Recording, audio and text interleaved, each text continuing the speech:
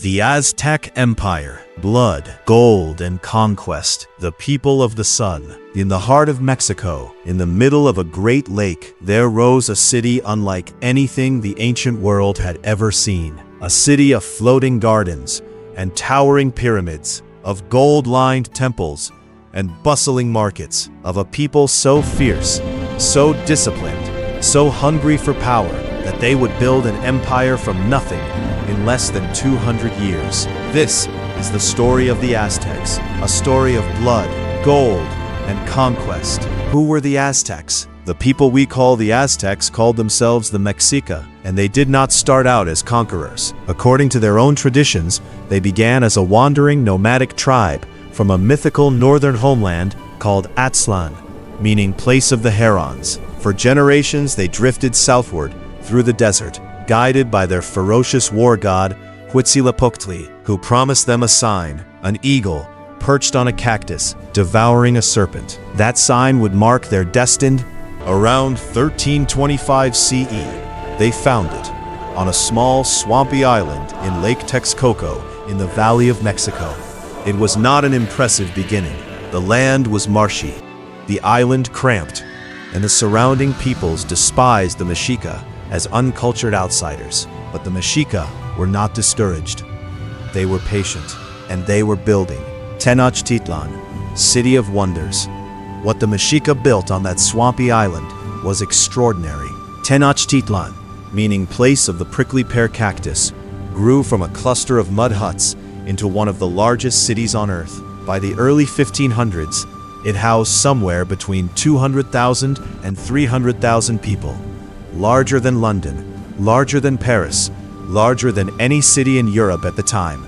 The city was a feat of engineering. 3 great causeways connected the island to the mainland. Aqueducts carried fresh water from the mainland springs. And the chinampas, artificial floating garden islands built from mud and reeds, turned the shallow lake into some of the most productive farmland in the world. Spanish conquistador Bernal Diaz del Castillo, who saw Tenochtitlan for the first time in 1519, wrote that he and his fellow soldiers stood speechless, wondering if what they saw was a dream. What the Aztecs built at Tenochtitlan was arguably the greatest urban achievement in the pre-Columbian Americas. The sheer scale, the engineering, the organization, it would have been jaw-dropping to anyone who saw it for the first time, regardless of where they came from. Blood and empire. The Triple Alliance, how an empire is born. The Mexica did not build their empire alone or overnight.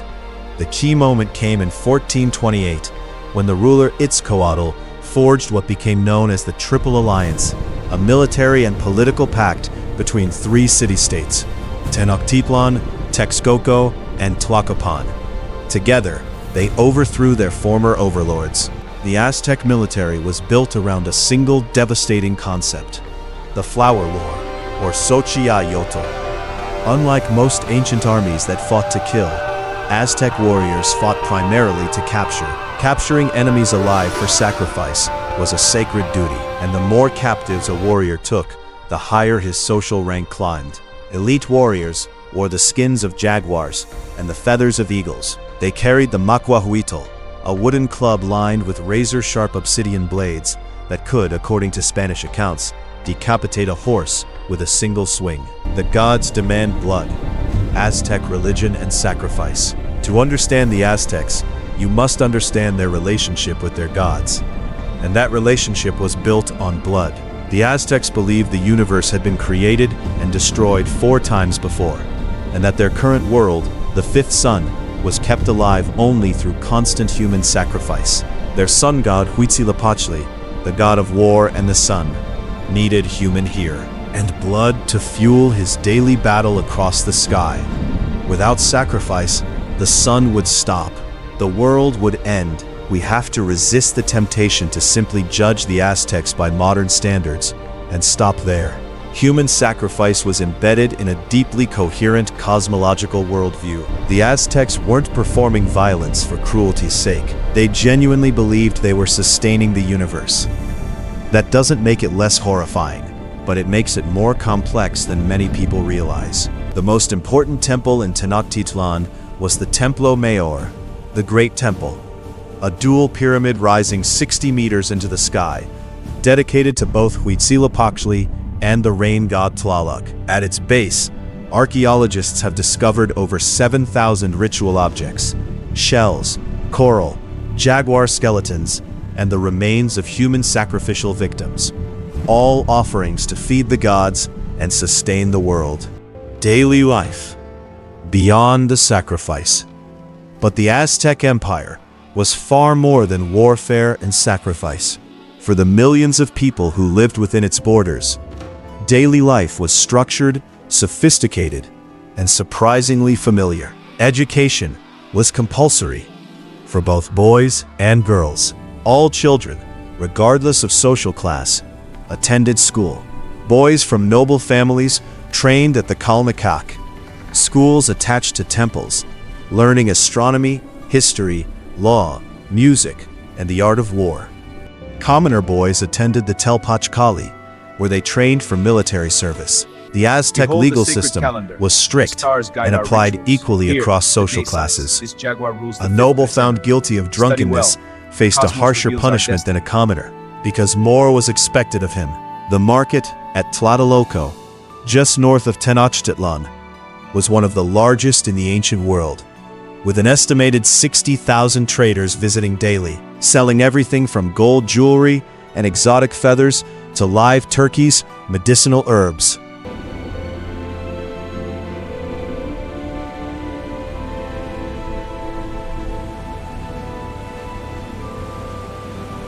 The Spanish arrive. Montezuma and the strangers from the sea. In 1519, everything changed.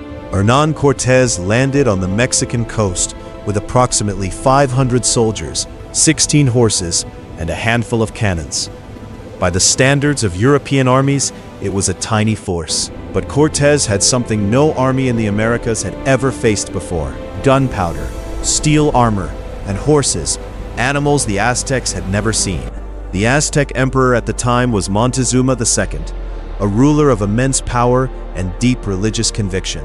When reports reached him of strange men with pale skin arriving in floating mountains from the sea, he was troubled. Some accounts, written later and much debated by historians, suggest Montezuma wondered if Cortés might be the returning god Quetzalcoatl, the feathered serpent, who legend said would one day return from the east. Whether Montezuma truly believed this, or whether it was a story invented later to explain his actions, remains one of history's great debates. Great Emperor, I come in peace, bearing gifts from my king. Welcome, stranger. The gods have foretold your arrival. The Conquest, how 500 men toppled an empire. Cortés did not march to Tenochtitlan alone. As he moved inland, he made alliances with peoples who deeply resented Aztec domination. The Tlaxcalans, the Totonacs, and dozens of other groups who had suffered under Aztec taxation and sacrifice. By the time he reached Tenochtitlan, his force had swelled to tens of thousands. He was welcomed into the city. Montezuma housed him in a palace, and then, in a move of breathtaking audacity, Cortés took Montezuma hostage within his own palace. No pare, sigue, sigue! The situation exploded in June 1520, on a night the Spanish would call La Noche Triste, the Night of Sorrows. The Aztecs rose up against the Spanish occupation. Montezuma died, killed either by the Spanish or by his own people. The Spanish were driven from the city in a desperate nighttime retreat across the causeways, losing hundreds of men and almost all their gold to the lake. Cortés sat beneath a tree on the shore and wept, but he was not finished. The siege of Tenochtitlan, Cortés spent the next year rebuilding his force, recruiting more indigenous allies, and in a stroke of tactical genius, constructing 13 brigantine warships in pieces, carrying them overland, and reassembling them on the lake. In May 1521, the siege of Tenochtitlan began. For 75 days, the Spanish and their allies cut off the city's food and water supply, fighting block by block, building by building. The Aztecs, led by their last emperor Cuauhtémoc, fought with extraordinary courage. On August 13, 1521, just 2 years after Cortés first landed, Tenochtitlan fell. The last emperor was captured trying to escape by canoe. When Cuauhtémoc was brought before Cortés, he reportedly said, "I have done everything in my power to defend my kingdom. Do with me whatever you wish." One of the greatest cities in the world lay in ruins. An empire that had taken 2 centuries to build was gone in 2 years. Legacy. Why did the Aztecs fall? The fall of the Aztecs was not simply a story of military defeat. It was a perfect storm of factors converging at once. First, disease.